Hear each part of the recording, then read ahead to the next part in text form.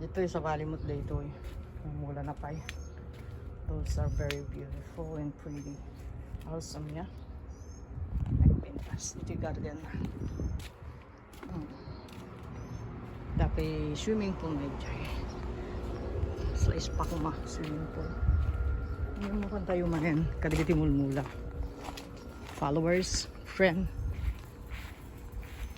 and ka-vlogger. Ito po. Ang maganda sa mga ano niya. Ayan. Diba napakaganda? Parang roses ang ano. Oh, style niya. Oh, grabe. Very beautiful. Ito ay bahay ng isa sa kapatid ni Rostin Bihiga. Ang aking partner. At ito yung makikita rin natin. Kakaiba rin ang kagandahan ng isang ito. O diba? Napakaganda talaga. Tunay na ganda. Grabe. Yan. O diba? Dito lamang po. Sa Anluna. Ang iyong lingkod. Anluna. Okay. Huwag niyong kalimutan.